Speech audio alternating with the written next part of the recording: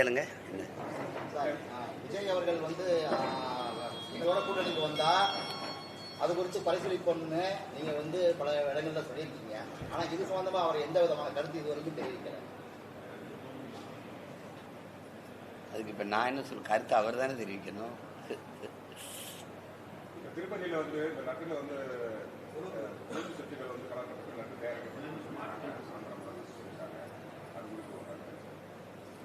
லட்டை தயாரிச்ச நிறுவனம் எது, அவங்ககிட்ட தான் கேட்கணும். இது ஒரு நாட்டில் ஒரு பெரிய இது இல்லை. சாப்பிட்டவங்களாம் உயிரோடு இருக்காங்கல்ல, அது ஒன்றும் பிரச்சனை இல்லைல்ல.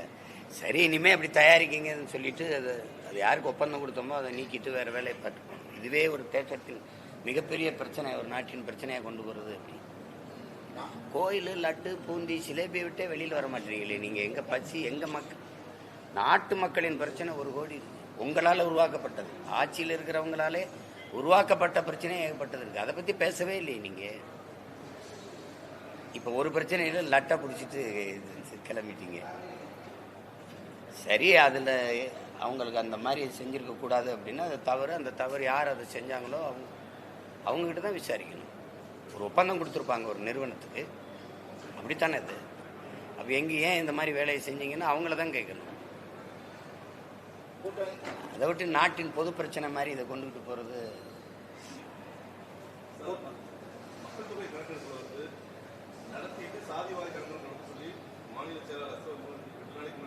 மாநில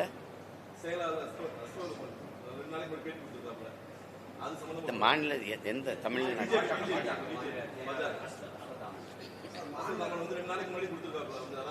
யாருக்கு சொல்றாரு? அது யாருக்கு சொல்றாரு? இல்ல யாருக்கு சொல்றாருன்னு இருக்குல்ல, யாருக்கு சொல்றாரு?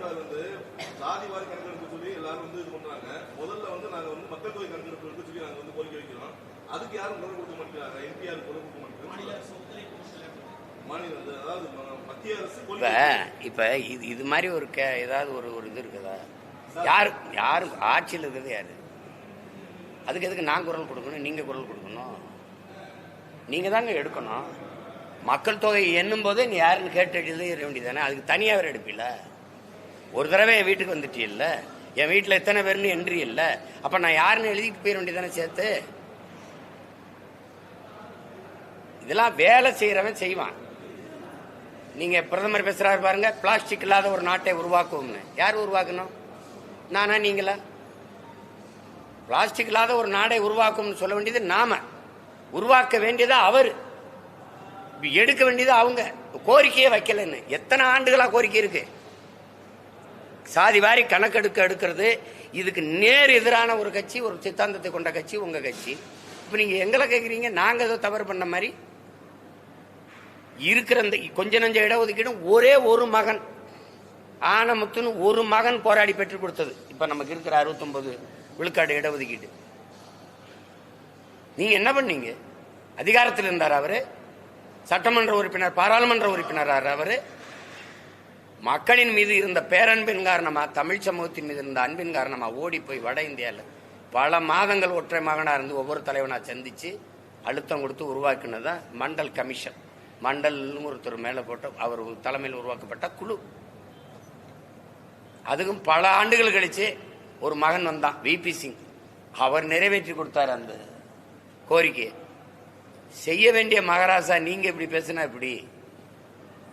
நீங்க உங்க தலைவர்கிட்ட சொல்லி எடுங்க. மக்கள் தொகை கணக்கெடுப்பும் குடிவாரி கணக்கெடுப்பும் ஒரே நேரத்தில் எடுங்க. குடிகளின் எண்ணிக்கைக்கு ஏற்ப கொடுங்க. நீங்க பொருளாதார அடிப்படையில், எந்த அடிப்படையில்? பொருளாதார அடிப்படையில் இடஒதுக்கீடை கொண்டு வந்தீங்க. அதுக்கு இவர் பதில் வச்சிருக்காரா? இந்த மாநில செயலாளர் ஐயா பதில் வச்சிருக்காரா? சாதி வாரி கணக்கெடுப்பு ஏன் எடுக்க சொல்றோம் தம்பி? ஒரு ரொம்ப அடிப்படை கோட்பாடுதான் தம்பி. ஒரு குடும்ப அட்டைக்கு 10 கிலோ அரிசி, ஒரு ரேஷன் கார்டுக்கு 10 கிலோ அரிசி. ஒரு குடிசையில் ஒரு ஏழை அப்பத்தா இருக்கா, வயசானவ, அவளுக்கு 75 வயசுன்னு வச்சுக்கோ, 80 வயசு, ஒரு அட்டை, அவளுக்கு 10 கிலோ அரிசி. ஒரே மனுஷி தான். பக்கத்து வீட்டில் 10 பேர் இருக்காங்க, பசங்க பொண்ணுங்க எல்லாம் இருக்காங்க, பெரிய குடும்பம். அவங்களும் ஒரு குடும்ப அட்டை வச்சிருக்காங்க, 10 கிலோ அரிசி. ஒரு அட்டைக்கு 10 கிலோ. சரியான பகிர்வுன்னு நினைக்கிறீங்களா? இல்லை இல்லை இல்லை. இதே தான் 5 பேர் இருக்க வீட்டுக்கு நீங்க 50 பேர் சாப்பாடு அனுப்புறீங்க, 50 பேர் இருக்கிற வீட்டுக்கு 5 பேர் சாப்பாடு அனுப்புறீங்க. இது சமூக நீதி இல்லை, அநீதிங்கிறோம். இப்ப எங்க ஐயா 10.5 நீங்க கொடுத்துருக்கீங்க, அவர் கேட்டது 20, நீங்க 10.5 கொடுத்துருக்கீங்க. படையாட்சி எவ்வளவுன்னு எண்ணிட்டீங்கன்னா அது 8 தான் வருதுன்னு கொடுத்தீங்கன்னா எங்க ஐயா எதிர்க்க போறாரா என்ன? நீ எடுத்து கொடுக்குற, எண்ணி கொடுக்க மாட்ட. நீ அள்ளி கொடுக்குற, அளந்து கொடுக்க மாட்ட. சரி, அருந்ததியருக்கு 3 விழுக்காடு கொடுத்தீங்க, 3 விழுக்காடு எண்ணீங்களா? என்னீங்களா?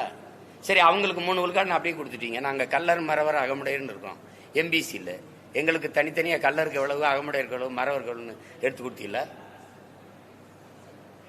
என்ன உங்க எனக்கு எல்லாம் ஓட்ட குறி வச்சே நகர்ந்து போனீங்கன்னா நாட்டை காப்பாத்துறது யாரு? குடிவாரி கணக்கெடுப்புங்கிற கோரிக்கை இன்னைக்கு நேத்தல்ல, அப்ப இருந்திருக்கு. சட்டநாதன் அறிக்கையில் இருந்திருக்குது, பல அறிக்கையில கொடுத்து பல முன்னோர்கள் போராடிறாங்க. காதலே வாங்குறது இல்ல ஆட்சியாளர்கள். இன்னைக்கு திடீர்னு ஏதாவது கோரிக்கை வைக்க மாட்டேங்கிறாங்கன்னு வச்சா எடுத்துருவீங்களா? சொல்லுங்க, நாளைக்கு வைக்க சொல்லிடுவோம். இதெல்லாம் என்ன தம்பி, இதெல்லாம் சொல்றது வேலையை? ஒரு நாட்டை ஆளுகிற தலைவனுக்கு தெரியாதா இது இதை செய்யணும் செய்யக்கூடாதுன்னு? நீங்க கேட்டா தர்றேன் அப்படின்னு. அதுக்கு தலைவன் தேவையில்லை. குடிதழி கோலோச்சு மாநில மன்னன் அடிதழி நிற்கும் உலகு. இதான் எங்க வேதம் சொல்லுது. ஒரு தாய் குழந்தையின் தேவை அறிந்து குறிப்பறிந்து சேவை செய்வாள். இந்த நேரம் என் குழந்தைக்கு பசிக்கும் என்று பால் ஊட்டுவாள், இந்த நேரம் உறக்கம் வரும் என்று தொட்டிலிட்டு தாளாட்டுவாள். இப்படி குறிப்பறிந்து சேவை செய்வது போல, ஒரு தாய் சேவை செய்வது போல, ஒரு நாட்டை ஆளுகிற அமைச்சு மன்னன் தன் குடிகளின் தேவை அறிந்து சேவை செய்வான். ஆனால் அவனை இந்த உலகம் போற்றி தொழுங்குது. அப்படி நீங்க எங்களுக்கு என்ன தேவைன்னு நீங்க செய்யணும். இப்ப என்ன வரம் வேண்டும் கேள் அப்படின்னு கடவுள் என்கிட்ட கேட்டா, இது கூட தெரியாத நீ என்ன கடவுள் நான் கேட்க மாட்டேனா? கேட்பனா கேட்க மாட்டேனா? சீமானுக்கு என்ன வேணும்னு என்னை படைச்ச கடவுளுக்கே தெரியலன்னா, அது மாதிரி நாட்டை ஆள்ற தலைவருக்கே தெரியல, நாட்டின் பிரதமருக்கே தெரியல. நாங்க கோரிக்கை வச்சா செய்வோம்னா எப்படி? அது ஏற்புடைய கருத்தல்ல.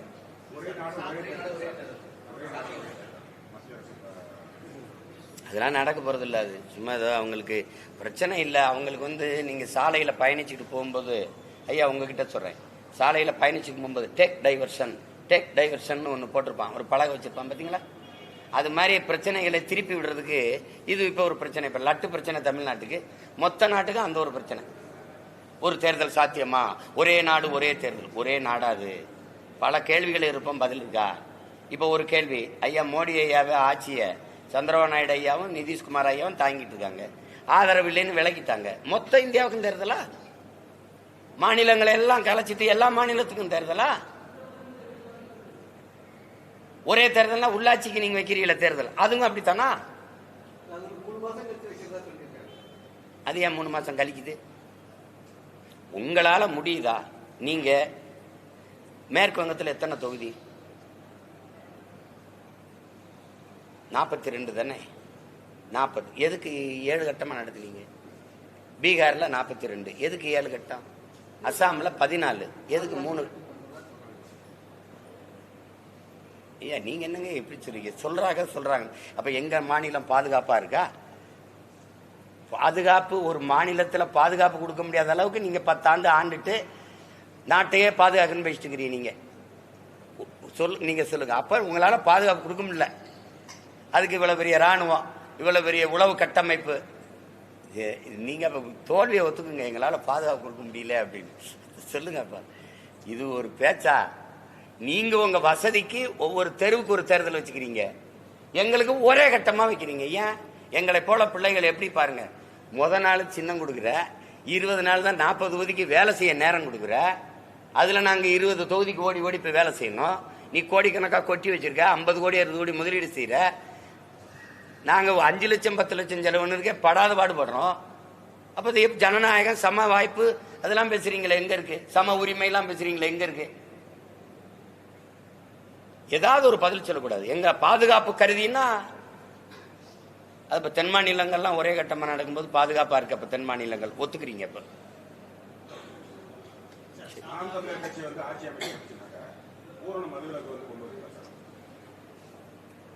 பூரணம்ங்கிற ஏன் அந்த தமிழ்ல சொல்லு இல்லையா?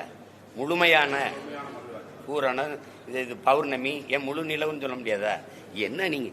அதாவது எங்களுடைய மது கொள்கை இப்ப உயர்தரக விடுதி இருக்கு பாருங்க, 5 நட்சத்திர விடுதிகள், இந்த சுற்றுலா பயணிகள் அதிகம் வர ரெசார்ட்டுகள்லாம் வச்சிருக்காங்க இல்லையா? அந்த மாதிரி இடங்கள்ல இந்த சீமை மதுவை நாங்கள் அனுமதிக்கிறோம். இந்த தெருவுக்கு தெரு வச்சிருக்கிற அந்த மது கடைகள், குறிப்பாக டாஸ்மார்க், அதை மூடிடுறோம். ஒவ்வொரு தேசிய இனத்திற்கும் ஒரு மது இருக்கு. இப்போ ரஷ்யானா ஓட்டா இருக்கு, அங்கேனா ஜின் இருக்கு, இங்கேனா ஒயின் இருக்கு, அங்கேனா ரம் இருக்கு. இப்படி பல நாடுகளுக்கு ஒவ்வொரு நாட்டுக்கும் ஒரு மது இருக்கு. எங்கள் தேசிய இனத்துக்கு எங்களுக்கு நாங்கள் ஒரு மூத்த இனம், எங்களுக்கு ஒன்று மது இருக்கு. எங்கள் பாரம்பரிய உணவின் ஒரு பகுதின்னு தான் இந்தியாவில் அரசியமைப்பே சொல்லுது. அதை கல்லுங்கிற சொல்லு எங்கள் மூதாதை கல் உண்ணாமைனே பாடிட்டு இல்லை. பனம்பால் தென்னம்பால் மூலிகை சாறுன்னு வைக்கலாம். இவ்வளோண்டு அருகம்புல்லு சாறு கோதுமை புல்லு சாறுலாம் உடம்புக்கு நல்லதுங்கிறீங்க. அது எவ்வளோ பெரிய மூலிகை பாருங்க. தாயின் மார்புல பால் போல பனம்பால் தென்னம்பால், மார்புல இருந்து பால் வருது. கல்லு கடை பனம்பால் தென்னம்பாலை திறந்துடுறேன், இதை மூடிடுறேன், அவ்வளோதானே. இதான் எங்கள் மது கொள்கை. திறக்கிறோம். கல்லு குடிச்ச செத்தவனும் இல்லை, சொத்தம்பிட்ட வித்தவனும் இல்லை. வரலாறு வா பார்த்துப்போம். உணவின் ஒரு பகுதின்னு ஏன் சொல்றான்னா, ஒரு மனிதன் போதும்னு சொல்றது சாப்பாடை மட்டும்தான் சொல்லுவான். அதுக்கப்புறம் கல்லு அதிகபட்சம் பெரிய முடா குடிகாரன் நம்ம ஊர்ல. முடா குடிகாரனா இருந்தால் 4 லிட்டருக்கு மேல குடிக்க முடியாது, போதும்ன்றான். ஆனா சீமச்சரக்கு அப்படி கிடையாது. அவன் நினைவிழந்து மயங்கி தெருவில் விழுகிற வரை குடிச்சிட்டு கிடப்பான். அது மாதிரி இது கிடையாது. பனை வாழும், வேளாண்குடி மக்கள் வாழ்வார்கள். இது இந்த அதனால இப்ப நீங்க 200 ஆண்டு கால பனையை 200 ரூபாய்க்கு விற்கிறானே, நீங்க கல்குவாரி இதுக்கு செங்கல் சூளைக்கு காவாய்க்கு கால்வாய்க்கு வெட்டிட்டு போறதை நீங்க பாக்குறீங்க. அப்ப அதான் சரியான கொள்கை. நீங்க எங்க ஐயா நல்லசாமி கல்லு நல்லசாமி சொல்லிட்டு இருக்காங்க. நம்ம ஐயா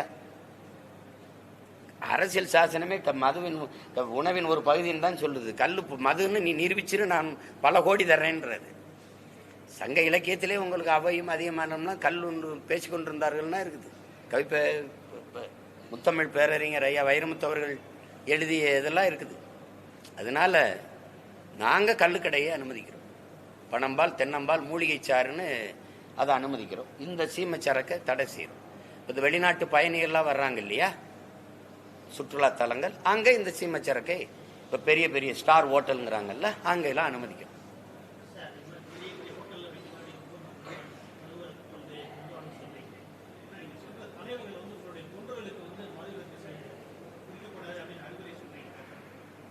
சொல்றோம்ல, எழுதுறாங்கல்ல பத்திரிகையில, மது வாடையே இல்லாத மாநாடு நடந்ததுன்னா நாம் தமிழர் கட்சி மாநாடுன்னு எழுதுனது உங்களுக்கு அனுப்பட்டா அத்தனை ஆயிரக்கணக்கான லட்சக்கணக்கான 2 லட்சம் 3 லட்சம் பேர் கூடின இடத்துல ஒரு கடையில குடிச்சிட்டு தகராறு பண்ணா, ஒரு இடத்துல சாப்பிட்டு காசு கொடுக்காம போனா அப்படின்னு செய்தி நீங்க படிச்சதுண்டா? ஒழுங்கா வருவார்கள், ஒழுங்கா செல்வார்கள். நீங்க பாருங்க, எத்தனையோ செய்திகள். இத்தனை ஆண்டுகள் 13 ஆண்டு ஆயிடுச்சு நாங்க கட்சி தொடங்கி, 8 ஆண்டுகளா தேர்தல் களத்துல நிக்கிறோம். எந்த இடத்துல இந்த மாதிரி ஒரு செய்தி பதிவாயிருக்குன்னு பாருங்க. மற்ற கட்சியில நீங்க மற்ற கட்சிகிட்ட தான் பார்க்கணும். நாங்க கட்சி சார்பில்ல, நாட்டு மக்களுக்கே சொல்றோம். அது விஷம் என்று தெரிந்து நாம அருந்துறோம். அதை நிறுத்திடணும். நீங்க அதை திறந்து வச்சுக்கிட்டு நாட்டு மக்கள் நலன், இளைஞர் நலன், அது மேம்பாடு, விளையாட்டுத்துறை, இதெல்லாம் செய்யறது அதெல்லாம் வச்சிருக்கிறது ரொம்ப பெரிய வேடிக்கை, ரொம்ப பெரிய கொடுமை. இதெல்லாம் நீங்க சாராயம் வித்த காசுல எனக்கு நல்லது செய்யறதுன்னு எங்க அப்பனை குடிக்க வச்சுட்டு எங்க ஆத்தாவுக்கு 1000 ரூபாய் கொடுக்கறது மாதிரி ஒரு கொடுமை உலகத்துல உண்டா? சொல்லுங்க. ஒரு நாளைக்கு எங்க அப்பா குடிக்கிறாருன்னு வச்சுக்கிறீங்களேன், 250 ரூபா 300 ரூபா செலவழிப்பாரு. எங்க அம்மாவுக்கு 30 ரூபா கொடுக்குறீங்க, மாசம் 1000னா. இந்த கள்ளச்சாராயம் குடிச்சு செத்தவரில் பேட்டி கொடுத்தது பாருங்களேன். 500 ரூபா கூலிங்க எங்களுக்கு. டாஸ்மார்க்கில் போய் குடிச்சா 300 ரூபா போயிருதுங்க, இல்ல 350 ரூபா போயிருதுங்க. 150 ரூபாயோட வீட்டுக்கு போறோம்ங்க.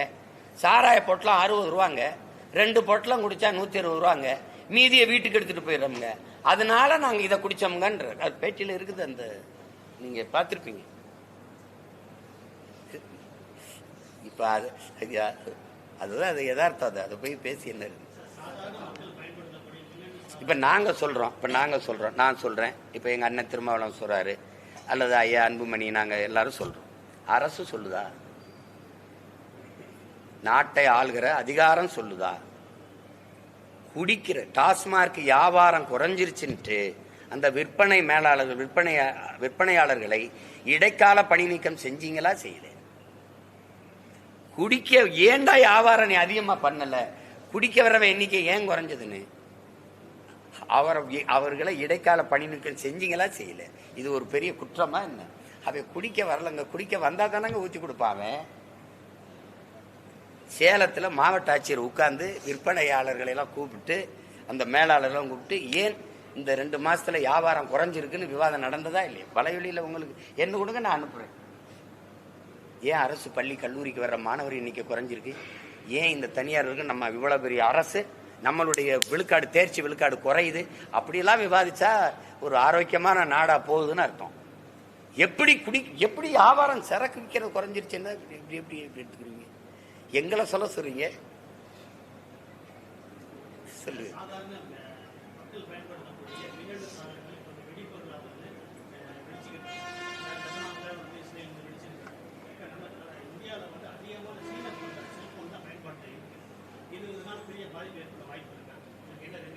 இருக்குல்ல, மிகப்பெரிய பாதிப்பு பொருளாதார பாதிப்பு உங்களுக்கு தெரியும். உங்களுக்கு தெரியல, பொருளாதார அடிமை எந்த காலத்திலும் விடுதலை அடைய முடியாது. ஒரு நாடு பொருளாதார விடுதலை அடையலைன்னா அடிமை தான். ஐபோன் அமெரிக்கா, சாம்சங் சீனா. அப்ப எல்லாரு கையிலையும் ஒரு கையில அமெரிக்கா இருக்கு, இன்னொரு கையில சீனா இருக்கு. 2 கையில தான் இந்தியா நடந்துட்டு இருக்கான். அப்ப இந்தியாவின் பொருளாதாரம் எங்க இருக்குன்னு நீங்க பாத்துக்க வேண்டியதான். உங்க வீட்டு திரைச்சேலை, சிகரெட்டு போய்ச்சிட்டு தட்டுற சாம்பலை தட்டுற ஆஸ்ட்ரே, சன்னல் திரைச்சேலை, மேசை, நாற்காலி எல்லாம் சீன பொருள்கள் இறங்கிட்டுது. ஒரு பொருளாதார படையெடுப்பை அவன் செஞ்சிட்டான். இதுல பாதிப்பு இல்லைன்னா எப்படி சொல்ல முடியும்? பாதிப்பு இருக்கத்தான் செய்யும். தமிழகத்தில் மகளிருக்கு 1000 ரூபாய் கொடுத்ததை பிஜேபி குறை சொல்லிச்சு. ஹரியானாவில் காங்கிரஸ் 2000 ரூபாய் கொடுக்குறேன்னு சொல்லியிருக்காங்க தேர்தல் வாக்குறுதியில. அதை விட 100 ரூபாய் சேர்த்து கொடுக்குறேன்னு சொல்லி பிஜேபி அறிக்கை விட்டாங்க. அது அந்த மாநில அரசியல், இது இந்த மாநில அரசியல். உங்களுக்கு புரியுதா? மேகதாதுல அணை கட்டக்கூடாதுன்னு இங்க போராடுவாங்க, அங்க கட்டிய தீர்வம்னு போராடுவாங்க. 2 ஒரே கட்சி, அவ்வளவுதான். 1000 ரூபாங்கிறது 2000 ரூபாய்க்கு சார் மகளிருக்கு. வளர்ச்சி தானே, இதெல்லாம் டெவலப்ல வருது வருது, இதெல்லாம் வருது. 156 லட்சம் கோடி கடனை வச்சுட்டு கடங்கர பயிலுக இந்த மக்களுக்கு 1000-500 கொடுத்து மொத்த வெள்ளத்தையும் எடுத்துக்கிறது. ஒரு அப்படி திடீர் நாக்கு காட்டுங்க, இதுதான் அந்த 1000-2000. இது என்ன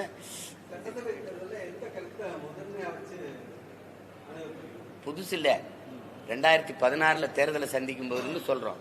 கல்வி, சரியான கல்வி, சமமான தரமான கல்வி, குடிநீர் விற்பனை செய்யக்கூடாது. இப்ப எனக்கு என் தங்கச்சி கொடுக்குது. கொக்கு குருவி ஆடு மாட்டுக்காரு கொடுப்பா. ஏப்ரல் மேல எங்க ஆத்தாப்பனுக்கு கிடைக்காத தண்ணி இந்த முதலாளிக்கு எப்படி கிடைக்குது? அழைச்சு பேசினா ஆயிரக்கணக்கான போத்தலை கொண்டாந்து தர்றானே, அவனுக்கு எங்கிருந்து ஒரு தண்ணி? இது மனிதன் குடிக்கிற திறன்ல இருக்குன்னு யார் சான்றிதழ் கொடுத்தது? ஐயா, நான் 1 கோடி கேள்வி இருக்கு இதுலயே. இந்த நிறுவனம் யாரு? இவர் வித்துக்கொள்ள உரிமை கொடுத்தவன் அவன். இது பரிசோதிச்சு தந்த மருத்துவர் யாரு? இது குடிக்கலாம், மனிதன் குடிக்கிற திறனோடு இருக்குது. அப்படிதான் இருக்காங்க. உலக உயிர்களின் உயிராகாரம் இது யாரு விற்பனை பொருளா கொண்டு வந்தது யாரு? அறிவை வளர்க்கும் கல்வியையும் உயிரை காக்கும் மருத்துவத்தையும் வியாபாரமாக்குனது யாரு? அதெல்லாம் மாற்றணும்னு நினைக்கிறேன். இந்த நாட்டின் பொருளாதார கொள்கையை தலைகளா மாற்றணும்னு நினைக்கிறேன். காந்தி கண்ட எங்க தாத்தா ஜே.சி. குமரப்பா, இந்திரா காந்தி, நேரு, இன்னும் எங்க தாத்தா காமராஜர், இவர்கள் கண்ட தற்சார்பு பொருளாதாரத்துக்கு போகணும்னு நினைக்கிறேன். அதாவது தற்சார்பு பசுமை பொருளாதாரம், வேளாண்மையை முன்னிறுத்தி கட்டமைக்கிற பொருளாதாரம். பாலின் சந்தை மதிப்பு 9 லட்சம் கோடி இருக்கு. உன்னோட சாராயம் 50,000 கோடி, என்னுடைய பால் 9 லட்சம் கோடி. நீ எங்க இருக்க போற? சாராயத்தில் இருக்க போறியா, பாலுக்கு வர போறியா? உனக்கு பால் எங்க இருந்து வருது? ஆந்திராவிலிருந்து. ஏன் நீ மாடு வளர்க்கல? மாடு வளர்க்கறதுல உனக்கு என்ன பிரச்சனை? என்ன பிரச்சனை உனக்கு? சாராயம் விப்ப, மாடு வளர்க்க மாட்டேன். எப்படி? சாராய ஆலை வச்சிருக்கிறது யாரு? அரசை நடத்துறவங்க. எப்படி இருக்கு? மாடு இன்னைக்கு நேத்தான் நான் வளர்க்குறேன். கொள்ளேற்ற கோடஞ்சுவானை மறுமையும் புல்லாலே ஆய மகள் சங்க இலக்கியத்துல 5000 ஆண்டுக்கு முன்னாடி பாட்டு இருக்கு. காளை அடக்க அஞ்சுகிற ஆண் மகனே அடுத்த ஜென்மத்திலேயும் 1000 மகள் கல்யாணம் பண்ண மாட்டான்ட்டு. நான் ஆதியில மேய்ச்சி செஞ்ச வேலையை வேட்டையாடி சாப்பிட்டேன், அப்புறம் வளர்த்து சாப்பிட்டேன். முல்லை நிலத்துல நான் செஞ்ச வேலையை ஆடு மாடு வளர்த்தல் தானே. அதுல என்ன எனக்கு அவமானம்? கிருஷ்ண பரமாத்மா மேய்ச்சிருக்காரு, நபிகள் நாயகம் மேய்ச்சிருக்காரு, இயேசு மேய்ச்சிருக்காரு. உலகத்தில் பெரிய பெரிய அறிஞன் பொருளாதார மேதையெல்லாம் சொல்றான், ஆடும் மாடும் நடமாடும் வங்கிகள்ங்கிறான், மொபைல் பேங்க்ங்கிறான். உனக்கு என்ன பிரச்சனை? 1 கிலோ கறி 1000 ரூபாய். நீ ஆவின் பால் விக்கிறீல்ல? அரசு, தமிழ்நாடு அரசு ஆவின் பால் விக்குதா இல்லையாங்கய்யா? அங்கயா மாடுங்கய்யா? குஜராத் 50,000 கோடிக்கு பால் விக்குது, நீ 50,000 கோடிக்கு சாராயம் விக்கிற. குஜராத் விக்குதா இல்லையா? அப்புறம் அப்ப மாற்று பொருளாதாரத்துக்கு வா. 1 கிலோ தக்காளி 200 ரூபாய் குதிக்கிற, ஏன் விலையை வைக்க மாட்ட? வேளாண்மை அரசு பணியாக்க முடியாதா? சாராயம் ஊத்தி கொடுக்கிற வேலையை கவர்மெண்ட் வேலையாக்க தெரியுது. ஆடு மாட்டுக்கு ஊசி போடுற வெட்டினரி டாக்டர் வேலையை கவர்மெண்ட் வேலையாக்க தெரியுது. ஆடு மாடு வளர்த்தல், பட்டுப்பூச்சி வளர்த்தல், நெசவு செய்தல், இதெல்லாம் நீ கவர்மெண்ட் வேலையாக்க முடியாதா? பானை செய்தல், வேளாண்மை செய்தல், அதெல்லாம் செய்ய முடியாதா? தென்னை மரம் சார்ந்த ஒரு காய்த்து கட்டு 40,000 ரூபாய் அமெரிக்கால. எப்படி ஒரு மஞ்சட்டி 13,000 ரூபாய். இப்ப தெரியுது இல்ல? அப்படிலாம் சொல்ல பழைய கஞ்சின்னு ஹெல்த்தி ஃபுட்டு. ஐயா இவன் விளக்கெண்ணா சிரிப்பாயா, பிரெஞ்ச் ஆயில்னா வாங்குவாயா, கேழ்வரகுன்னா சிரிப்பாயா, ராகின்னா ரசிப்பாயா. இதுதான் இவனுக்கு இருக்கிற நோய். அதனால எங்களுடைய கொள்கை இங்க பாருங்கயா, என்கிட்ட என்ன செய்வீங்கன்னா அடிப்படை அமைப்பு அரசியல் மாற்றம். இந்த சிஸ்டர் ராங்னு ஐயா ரஜினிகாந்த் ஆங்கிலத்தில் சொன்னாங்க. நான் தமிழ்ல அமைப்பு தப்புங்கிறேன், மொத்தமா தகர்க்கணும்னு நினைக்கிறேன். நான் திரும்ப ஒரு தடவை சொல்றேன், இந்த கட்டடத்துக்கு வெள்ளை அடிக்க வரலன்னா இந்த ஜன்னல் கரையான் தின்றுச்சு பேத்துட்டு வேற ஜன்னல் போடணும், இந்த கதவு சரி வெள்ளம் மாத்தணும், கட்டடத்தை இடிச்சிட்டு வேற கட்டடம் கட்டணும்னு வந்தேன்னா அதுதான் எங்களுடைய கோட்பாடு. நீங்க என்ன செய்வேன்னு பாருங்க ஐயா. 2014 இவ்வளவு பெரிய புத்தகம் கொடுத்துருங்கய்யா, எலெக்ஷன் மேனிபெஸ்டோல, தேர்தல் அறிக்கை இல்ல, ஆட்சி எப்படி செய்வோம்னு நான் உங்களுக்கு கொடுத்து அனுப்புறேன். அப்ப 26ல நான் தனியா ஒரு அறிக்கை கொடுப்பேன்.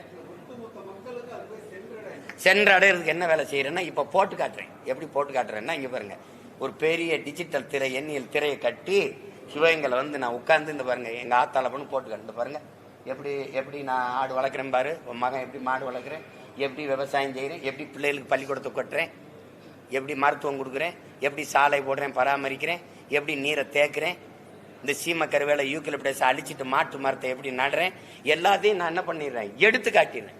உலக நாடு இந்த பாரு ஆஸ்திரேலியா என்ன செய்து பாரு, மாடு வளர்க்குது பாரு, அவன் ஹெலிகாப்டர்ல மேய்க்கிறான் பாரு, இந்த பாரு பிரேசில் ஒட்டகத்தில் மேய்க்குது பாரு, இந்த பாரு கரும்பை வச்சுக்கிட்டு அவன் எப்படி கரும்பல் வச்சுக்கிட்டு எப்படி பொருளாதாரத்தில் மேம்படுறான்.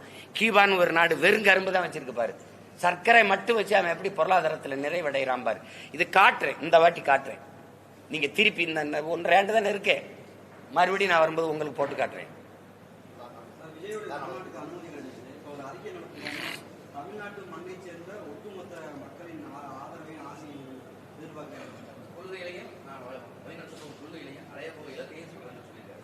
27க்கு அனுமதி இல்ல, அது சரிதானே. ஒரு தமிழ் மண்ணின் மகன், ஒரு தமிழன் தன் இன சொந்தங்களை எல்லோரும் எனக்கு ஆதரவு கொடுங்கள்னு கேட்கறது. இப்ப நான் அண்ணன் கேட்டேன், இப்ப தம்பி கேட்கிறாரு. அது உரிமை இருக்கு, உறவு இருக்கு, அந்த இதுல நம்ம கேட்கிறாரு, அவர் கேட்கிறாரு, அதுல ஒன்றும் தவறு இல்லையே. நமது நாட்டில் அரசியலை பொறுத்த வரைக்கும் கூட்டணிங்கிறது காலங்காலமா எல்லா தலைவர்களும் ஏற்றுக்கிட்டு வந்த ஒண்ணு. நீங்க கூட்டணி பேச்சுக்கு இடவில்லைன்னு சீமான் சொல்றது எந்த வகையில் ஏற்படுது?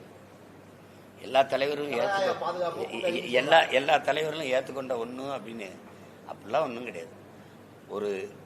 ஒரு தனித்த தத்துவத்தை கொண்டவன் தனிச்சுதான் நிக்கணும். நாங்க படிப்பறிவிலிருந்து கற்றதை விட பட்டறிவிலிருந்து கற்றது அதிகம், அதான் வலிமையானதும் கூட. எங்க முன்னோர்கள் செய்த தவறை நான் செய்திடக்கூடாதுன்னு நினைக்கிறேன். எங்கள் இனம் சார்ந்து வந்த எங்கள் தலைவர்கள் எல்லாம் சில பகுதி கட்சி தொகுதி கட்சிகளா இருந்து வீழ்ந்து போனார்கள். உங்களுக்கு தெரியுது, நான் பேரை சொன்ன மறுபடியும் சொல்லணும். ஆனால் தமிழர் அல்லாதவர் இந்த நிலத்தில் வந்தவர்கள்லாம் பொது தலைவர்களாக இருந்து அதிகாரத்தை செலுத்திட்டாங்க. இப்போ அதை கற்கும் போது நாங்கள் என்ன பண்ணோம், எங்கள் ஐயா மாப்போச்சி வந்தாங்க, சீப்பாயத்தன் வந்தாங்க, ஐயா ராமதாஸ் வந்தாங்க, அண்ணன் வைகோ வந்தாங்க, ஐயா விஜயகாந்த் வந்தார், எங்கள் அண்ணன் திருமாவளம் வந்தார், கடைசிக்கு அண்ணன் கமலஹாசன், ஐயா தினகரன் எல்லாரும் வந்துட்டு கூட்டணி கட்சிகள் அப்படி கூட்டணி போயிட்டாங்க. அப்படி செய்யக்கூடாது. கூட்டணி வச்சு நீங்கள் பெற்ற வாக்கை விட ஒரு எளிய மகன், எனக்கு என்ன இந்த பின்புலம், இந்த மண்ணில் நீங்கள் வந்தீங்கன்னா இந்த வீட்டில் ஏடாச்சுமா மறந்தாம்பிங்க, எனக்கு என்ன இருக்குது, உங்களை மாதிரி இருந்த ஒரு மகன் ஒரு தத்துவத்தை சொல்லி, அது சாதியை சொல்லலை, மதத்தை சொல்லலை, செத்துப்போன மொழி இன உணர்வை சொல்லி அதிலிருந்து இவ்வளவு இளைஞர்களை திரட்டி ஓட்டுக்கு ₹1 காசு கொடுக்காம தேர்தலுக்கு முத நாள் ஒவ்வொரு தேர்தலுக்கும் ஒரு சின்னம் கொடுக்குறாங்க. எங்களுக்கு 6 தேர்தலை வச்சு சந்திச்சேன், ஒரு விவசாய சின்னத்தை கொடுத்தீங்க, திடீர்னு அதை தூக்கிட்டு எனக்கு சின்னமே இல்லாமல் தவிக்கி விட்டீங்க, கடைசியா இந்த மைக்கு வச்சுக்கின்னு கொடுத்து விட்டீங்க. சரி, அதை வச்சுக்கிட்டு தேர்தலை சந்திச்சு இத்தனை லட்சம் வாக்கு கொடுத்து அங்கீகரிக்கப்பட்ட ஒரு கட்சியா மக்கள் கொண்டு வராங்கன்னா மாறுதல் இல்லாமல் எப்படி? அரவிந்த் கெஜ்ரிவாலால தனிச்சு நின்று ஜெயிக்க முடியும். அம்மையார் ஜெயலலிதால தனிச்சு நின்று 37 இடம் பாராளுமன்ற தேர்தலில் வெல்ல முடியும்னா ஏன் நம்மளால வெல்ல முடியாதுன்னு நீங்க ஏன் கேட்க மாட்டீங்க? ஜனநாயகத்தின் பாதுகாப்பு கூட்டணி தான் சொல்றாங்க. ஜனநாயகத்தை பாதுகாப்பு கூட்டணி. ஜனநாயகத்தின் பாதுகாப்பு கொள்கை தான், கூட்டணிலாம் கிடையாது. கூட்டணினா ஜனநாயகத்தின் பாதுகாப்பா சாராய கடை வச்சிருக்கிறது? கூடி கொள்ளையடிச்சா சரியாயிருதா? காசு வாங்காமல் ஒரு காரியம் நடக்குமா? இது ஜனநாயக பாதுகாப்பா? இது ஜனநாயக பாதுகாப்பா சொல்லுங்க.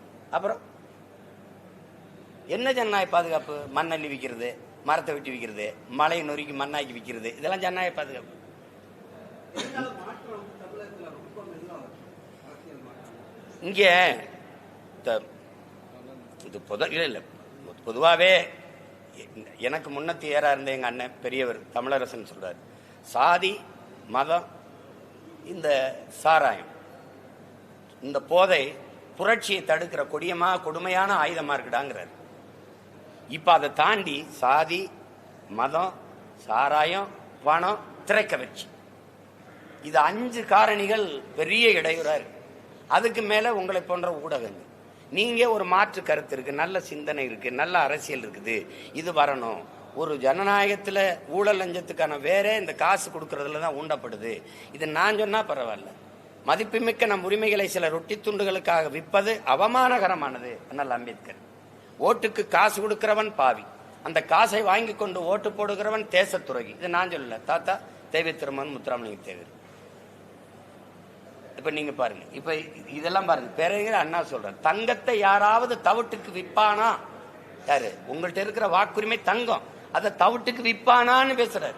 தவிட்டுக்கு வாங்குற ஆள்கள் யாரு? அவர் பேரை சொல்லி கட்சி நடத்துற பெருமக்கள் தான்.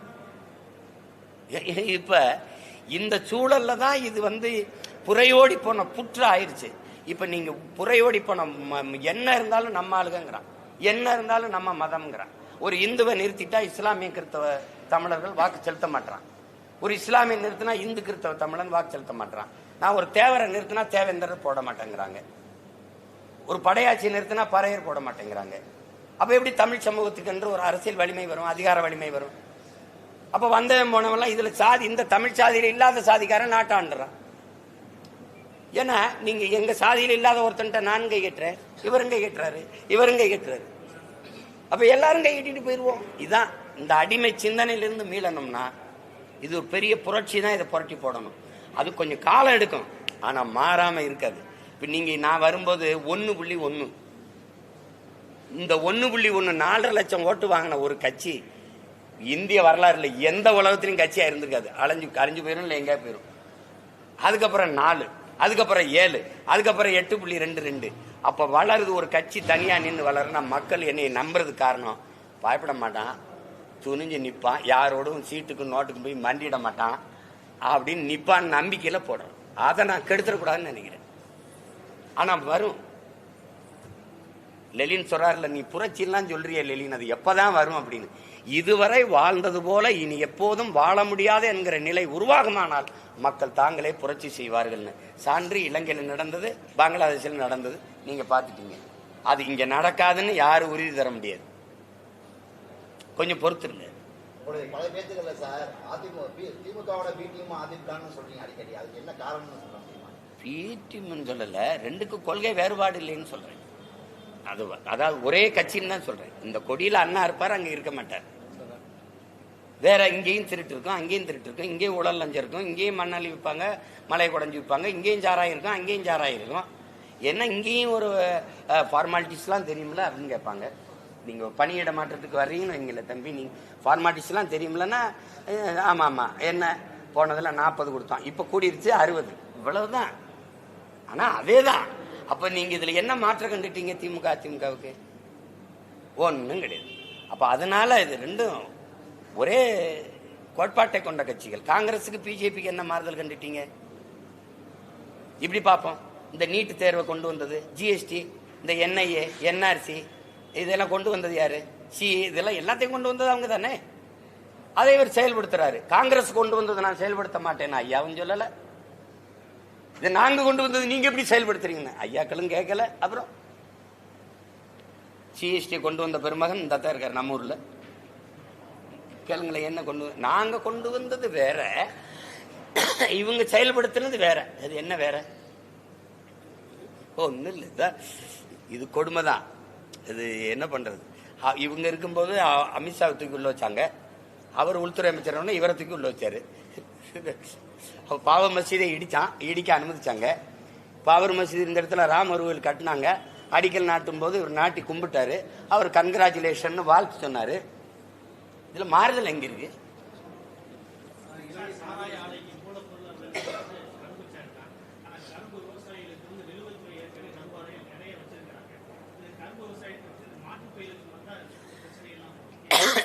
சாராய ஆலை இருக்கிறதுனால தானே உங்களுக்கு இந்த சிக்கல் வருது. கரும்புல இருந்து எத்தனை நாள் பெட்ரோல் எடுக்க முடியுதுல, பிரேசில் எடுக்குதுல.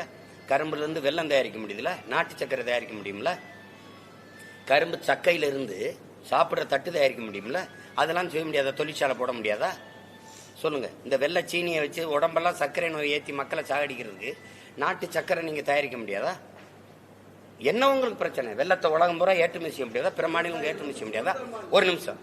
தமிழ்நாட்டில் பொங்கலுக்கு வெள்ளம் கொடுத்தீங்கல்ல, கொடுத்தீங்களா இல்லையா? எங்கேருந்து வாங்கிட்டு வந்தீங்க? குஜராத்தில். வெள்ளமா கொடுக்கல, அது கேவலப்பட்டீங்க. இப்போ உருகி இலகி அதில் பூச்சி வண்டெல்லாம் இருந்ததுன்னு. அப்போ அதில் ஒரு அமைச்சர் சொல்றாரு, எப்படி பார்த்தாலும் உருக்கித்தானே ஊற்றுவீங்க, நாங்கள் உருக்கியே கொண்டு வந்துட்டோம்ட்டு. இதில் ஐயா சொன்ன மாதிரி தான் பாதுகாப்புக்காக பண்ண கதை தான் அது இருக்கு. நீங்க அது வர விரும்பல எதையாவது ஒரு காரணத்தை சொல்லிட்டு சாராய ஆலை உங்க ஆலைங்கிறதுனால தானே பிரச்சனை. மூடுங்க. டாஸ்மார்க் சரக்க பாதுகாக்க நீங்க கிடங்கு வச்சிருக்கிற மாதிரி வேளாண்குடி மக்கள் விளை வைக்கிற பொருளை வாங்கி கொள்முதல் செஞ்சு வைக்கிறீங்களா, அதை சேமிச்சு வைக்க கிடங்கு வச்சிருக்கீங்களா? தெருவில் போட்டு தார்பாயை மூடுறீங்களா, இல்ல கிடங்குல வச்சு பாதுகாக்கிறீங்களா? ஒரு மாவட்ட தலைநகர் அங்க எங்கேயாவது ஒரு கிடங்கு இருக்கா? சேமிப்பு கிடங்கு இருக்கா? சொல்லுங்க, நீங்க சொல்லுங்க. அப்ப நீ என்ன ஆட்சி நடத்துறேன்னு சொல்லு. கொடுமை.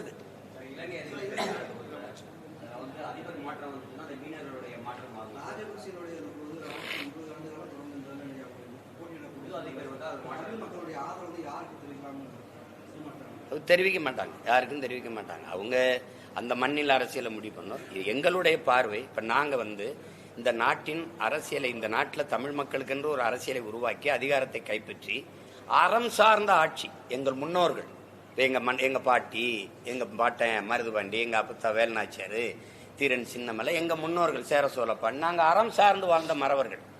நீங்க உலகத்துல பல்வேறு நிலத்தை வென்றிருக்கோம், ஆனா எந்த இனத்தையும் நாங்க அடிமைப்படுத்தி ஆண்டதில்லை. வெள்ளக்காரன் கூட வந்திருக்கான், தன்னை போல் பிறரையை நேசிப்பாயாக ஆமேம்பான், ஆனா எங்களை அடிமைப்படுத்தினான். புரிது நினைக்கிறேன். அண்டை அயலானுக்கும் அன்பு காட்டுன்னு சொன்ன நபிகளுடைய போதனையற்ற முகலாயர்கள் வந்தாங்க, எங்களை அடிமைப்படுத்தினாங்க. ஆனா நாங்கள் அறம் சார்ந்த வாழ்ந்தமர், பிறப்பு ஒக்கும் எல்லா உயிருக்கும்ங்கிற வேதத்தை ஏற்றவன். எந்த இனத்தையும் நாங்கள் அடிமைப்படுத்தி ஆண்டதா சரித்திரத்தில் குறிப்பு இருக்குது. இதே இலங்கையை வென்றான் எங்க பாட்டை, கொடி ஏற்றிட்டு நீயே ஆட்சி செய்து கப்பத்தை கட்டுறா, இது என் ஆள்கைக்கு உட்பட்ட நிலம்டான்னு வந்தான். அப்படித்தான் நாடங்களும் வென்றான், உலகம் புறம் வென்றான். அந்த அறம் சார்ந்து வாழ்ந்த ஆட்சி. அரசியல் பிழைத்தோருக்கு அறம் கூற்றாகும் சிலப்பதிகாரம் சொல்லுதுல்ல, அதை தான் சொல்லுது. அப்ப நாங்க அறம் சார்ந்து வாழ்ந்து நின்ற மறவர்கள். மானம், வீரம், அறம், இது மூன்றும் உயிர் என்று வாழ்ந்த கூட்டம். அதனால எல்லாரும் மனித நேயம், நாங்க உயிர்மை நேயம். நல்லா கல்லு மாவுல கோலம்போம், நாங்க அரிசி மாவுல கோலம். ஏன்னா ஈ எறும்பு சாப்பிடணும்னு. இவ்வளவு உயிர்மை நேயம் கொண்ட மக்கள் நாங்க. அதனால அது சார்ந்த ஆட்சி தான் நாங்க செய்ய நினைப்போம். இப்ப நீங்க கேட்கறது அது எந்த மாதிரி ஆட்சி? அதில் நாங்கள் உலகத்தின் தலை சிறந்த ஆட்சியை கட்டமைப்போம், அதுதான் நம்ம செய்வோம். இப்போ அதில் என்ன நினைக்கிறோம்னா, இந்ததை காட்டுவதற்கு அதிகார வலிமையற்று அடிமைப்பட்டு கிடக்கிற தமிழின மக்கள் எங்கள் வலிமை. இன்னைக்கு 36 லட்சம் ஓட்டு தூய தமிழ் மக்கள். ஒரு ரூபாய்க்கு ஓட்ட விற்காது தன்மானமிக்க தமிழ் மக்கள் இன்னும் சாகல. 36 லட்சம் பேர் இருக்கிறோம்னு ஒரு எளிய பிள்ளைகளுங்களுக்கு நின்ன வேட்பாளர்களை யாருக்குன்னு தெரியாது. யாரோட வாரிசும் இல்லை. புதுசா இந்த அடுத்த தெருல என் தங்கச்சி நிக்க போறா, இவ்வளவு வேட்பாளர் சொன்னா சிரிப்பாருன்னா இந்த பச்சை பிள்ளை நிறுத்திருக்காங்க. ஆனா நிறுத்துறோம். நாங்க என்ன நினைக்கிறோம்னா, எளிய மக்களுக்கும் அதிகாரம் வரணும் அப்படின்னு நினைக்கிறோம். நிராகரிக்கப்பட்ட தமிழ் சமூகங்கள். அப்ப நாங்க ஒரு அரசியலா ஏறி வாரம் பாருங்க. இப்ப கவனிக்கத்தக்க அரசியலா சந்திரசேகர ராவ் 2 முறை நாட்டாண்டவரும் 2 முறை நாட்டாண்ட மாயாவதி அம்மையாரும் என்ன இடத்துல இருக்கிறாங்களோ அதே இடத்துல நாம் தமிழர் கட்சி இருக்கு இந்தியாவில். நாம் பெற்ற வாக்குதான் அவங்களும் பெற்றிருக்கிறாங்க பாராளுமன்ற தேர்தலில். உங்களுக்கு புரியுது? அப்ப இலங்கையில எங்க மக்கள் என்ன நினைக்கிறாங்கன்னா, எனக்கு அதிபராகணுங்கிற ஆசை, அது விடு, அது இல்லை, இயலல. ஆனால் ஒரே கருத்துருவாக்கத்துல ஒற்றுமையா தமிழ் மக்கள் நிக்கிறோம்னு காட்ட தேவை இருக்கு. அதுக்கு ஒரு ஆளை நிறுத்தி நாங்க வாக்கு செலுத்த வேண்டியிருக்கு. அதுதான் அந்த பொது வேட்பாளர். நாங்க வர்றோம், ஆள்றோம், வெல்றோம் அது இல்ல. தமிழ் மக்கள் ஒன்னா இருக்கோம். எங்களுக்கு பொது வாக்கெடுப்பு, தனித்தமிழ் ஈழம் தவிர வேற தீர்வு இல்லை. அதுக்குதான் அதை தான் நோக்கி போகணும். அது இன்னைக்கு இல்லை, நாளைக்கு இல்லை, நாளை மறுநாள் கூட நடக்கலாம். அதுக்காக தான் அந்த தேர்தல் நடக்குது. அதை நாங்க ஆதரிக்கிறோம். மைக் இல்ல, உறுதியா மைக் இல்ல. சின்னம் என்னன்னு சொல்றேன். ஆனா வேற சின்னம், வேற சின்னம்னா என் எண்ணத்துக்கு ஏற்ற சின்னம்.